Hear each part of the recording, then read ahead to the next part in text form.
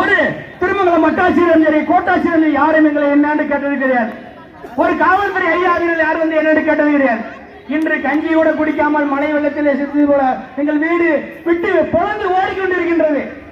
அப்படி இருக்கும்போது இத்தனை பேர்கள் 3000 ஆட்களை இன்று நாங்கள் கிராமத்தில் இருந்து பச்சை பிள்ளைகளை குழந்தைகளை அனைத்து கருவை உருவாக முடியாத சிதைவுற்ற தாய்மார்கள் வந்து உட்கார்ந்து இருக்காங்க. அப்படிப்பட்டவர்களை எடுத்துக்கொண்டு உங்களுக்கு போராடுறாங்க. அந்த கருத்துவாரி கைவர்களை கைது செய். கொஞ்சம் லட்சம் இல்லைங்க. எங்க ஊர்ல அடிச்சுட்டு போனது கொஞ்சம் லட்சம் கிடையாது. கிட்டத்தட்ட 4000 கோடி 5000 கோடி இருக்கு அவங்களோட சொத்து மதிப்பீடு. இன்னைக்கு நம்ம கல்லணை கிளம்பு கைமாவளத்தை எடுத்து போனது 100 ரூபாயா 200 ரூபாயா 1000 5000 கிடையாது. 5000 கோடி மத்திய அரசுல ஒரு பட்ஜெட்டை ஒரு மாநிலத்துக்கு தெரிவிக்கிறது 5000 கோடி தான்.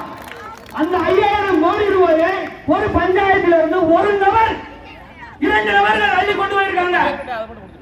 இன்னைக்கு நாங்க உண்மையிலே வந்திருப்போம். இந்த வண்டி வந்திருக்கோம். இந்த வண்டி மேல எத்தனை கேஸ் போட்டிருக்காங்க தெரியாது. ஆலயத்து வண்டிக்கு. ஆனா 5000 கோடி ரூபாயை அள்ளி கொண்டு போயிருப்பாங்க. அவங்களுக்கு எந்த ஒரு கேஸ் எந்த வண்டி தாசில்தாருக்கு வந்தது கிடையாதுங்க. உண்மை பணிவை கேட்டுக்கிறேன். நான் என்ன சொல்றோம், கல்பொறி நடத்துங்க, எங்க வேணாலும் நடத்துங்க. எங்க கிராமத்தை விட்டுட்டு போய் நீங்க நடத்துங்க. ஒரு அலைகள் என்பது 100 அடி அல்லது 120 அடி 400 அடியாக தோண்டுவான். ஒரு மனச்சாட்சி வேணாமா? அவனை பின்னோட்டி விளங்க வேணாமா? இந்த நாட்டில் உள்ள அதிகாரி கல்வியா செல்வமா வீரமா என்ற பரம்பரையில் வந்து இந்த மண்ணிலே தீர்ப்பு வழங்கியது.